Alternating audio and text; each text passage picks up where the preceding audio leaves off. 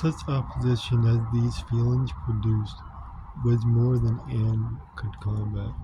Young and gentle as she was, it might yet have been possible to withstand her father's ill will, though unsoftened by one kind word or look on the part of her sister. But Lady Russell, whom she had always loved and relied on, could not, with such steadiness of opinion and such tenderness of manner, be continually advising her in vain. She was persuaded to believe the engagement a wrong thing, indiscreet, improper, hardly capable of success, and not deserving it. But it was not merely selfish caution under which she acted in putting an end to it. Had she not imagined herself consulting his good even more than her own,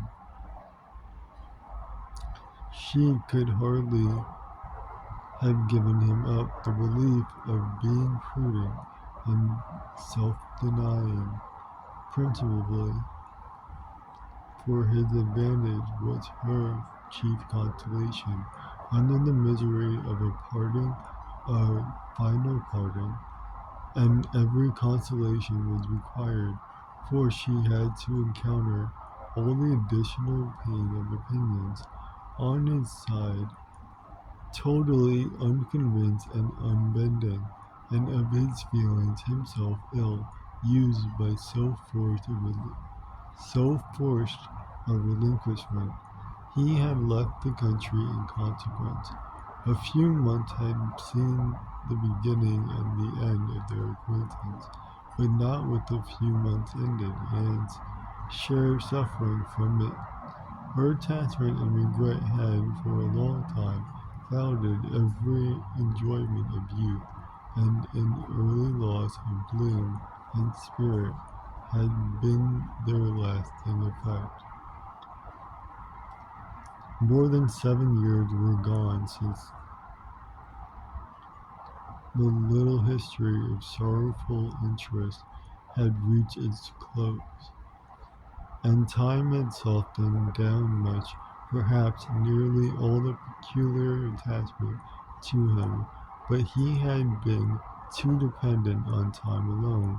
No aid had been given in change of place, except in one visit to Bath soon after the rupture, or in any novelty or enlargement of society.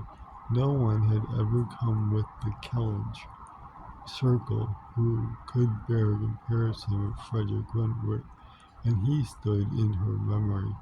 No second attachment, the only thoroughly natural, happy, and sufficient cure at her time of life, had been possible till the nice tone of her mind, the fastidiousness of her taste, in the small limits of society around him.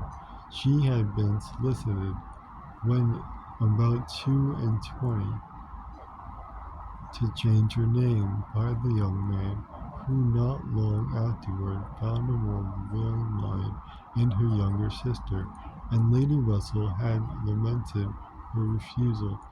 Afterward, around a more willing mind in afterward found her refusal. For Charles Musgrove was the eldest son of a man whose landed property and general importance were second in that country, only to Sir Walter's, and of good character and appearance, and however Lady Russell, which might have asked yet for something more, while Anne was 19,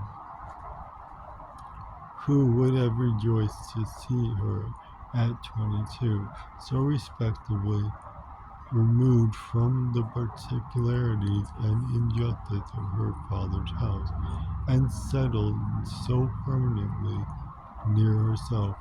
But in this case Anne had felt nothing for advice to do, and though Lady Russell had satisfied Edward with her own discretion, never wished the past undone. She began now to have the anxiety which borders on hopelessness for Anne's being tempted by some man of talent and independence to enter a state for which she held her to be peculiarly fitted by her warm affections and domestic habits.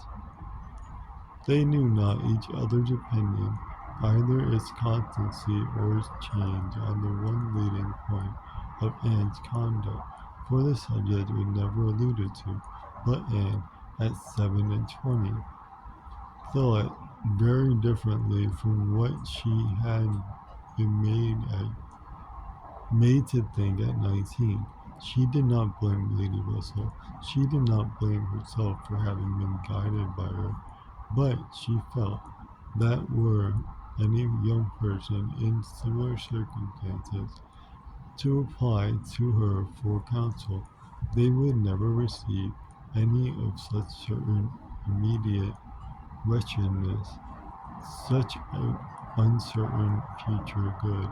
She was persuaded that under every disadvantage of this appropriation, approbation at home and every anxiety attending his profession, all their probable fears, delays, and disappointments, she could yet have been a happier woman in maintaining the engagement than she had been in the sacrifice of it, and this she fully believed had the usual share, had ever more than the usual share of all such solicitude and suspense been theirs, without reference to the actual result of their case, which, as it happened, would have bestowed earlier prosperity than could be reasonably calculated on.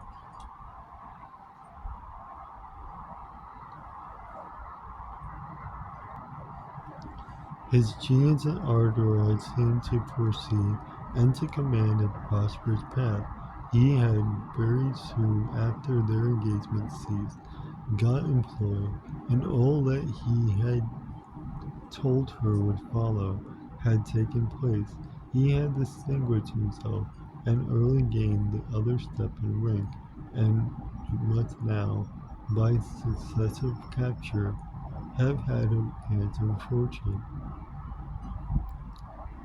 She had only navy lists of newspapers for her authority, but she could not doubt his being rich, and in favor of his constancy she had no reason to believe him married. How eloquent could Anne Elliot have been? How eloquent, at least, were her wishes on the side of early warm attachment, and a cheerful confidence in futurity against that over-anxious caution which seemed to insult exertion and distrust Providence. She had been forced into prudence in her youth.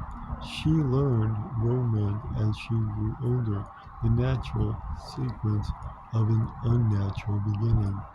With all these circumstances, recollections, and feelings, she could not hear that Captain Wentworth's sister was likely to live at Kellynch without the revival of former pain, and many a stroll and many a sigh were necessary to dispel the agitation of the idea.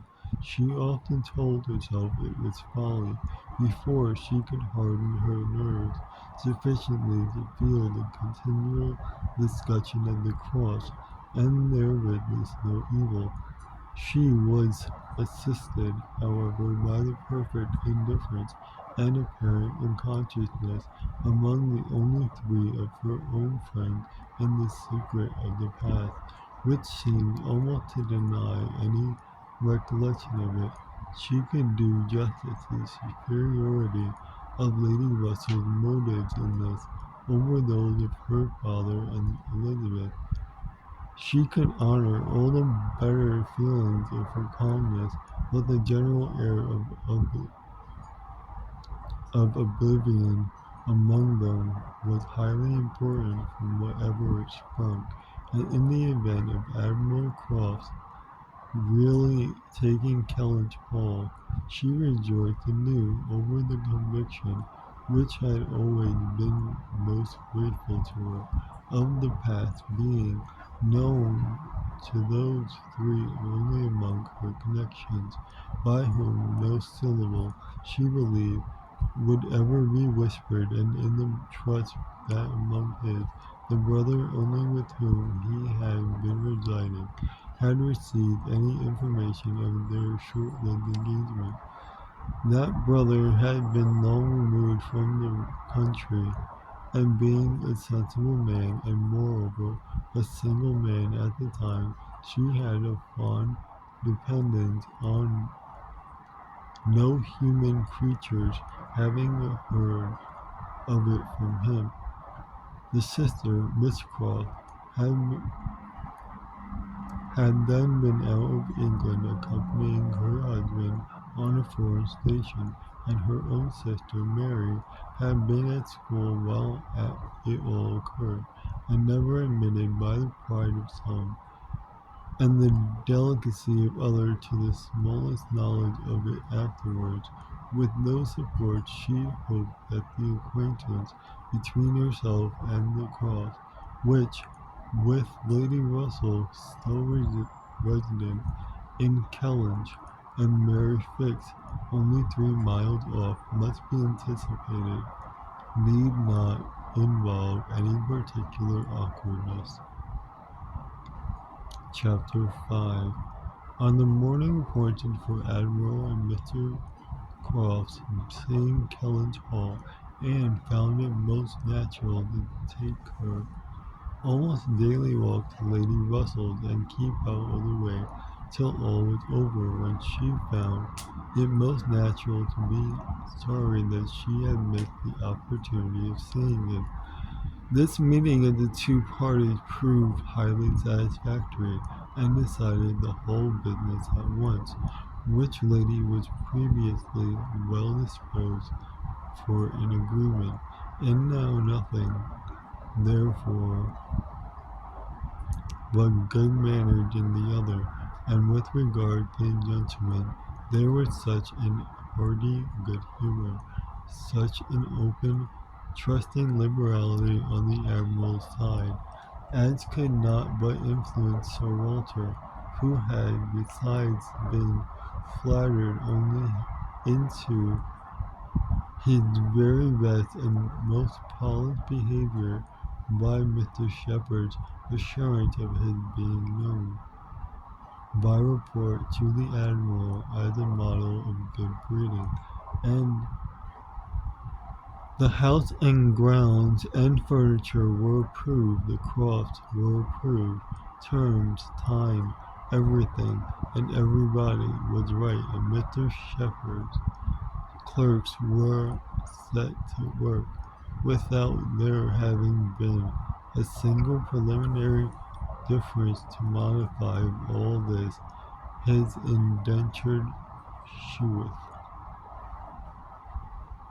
Sir Walter without hesitation declared the Admiral to be the best-looking sailor he had ever met with, and went so far as to say that if his own man might have had the arranging of his hair, he should not be ashamed of being seen with him anywhere. And the Admiral, with sympathetic cordiality, observed to his wife as they drove back through the park, "I thought we should soon come to a deal, my dear, in spite of what they told us at Taunton, and Baronet would never set the Thames on fire, but there seems to be more harm in him." Reciprocal compliments, which would have been esteemed about equal. The Crofts were to have possession at Michaelmas, and, as Sir Walter proposed, removing to Bath in the course of the preceding month. But there is no time to be lost. in making every dependent arrangement.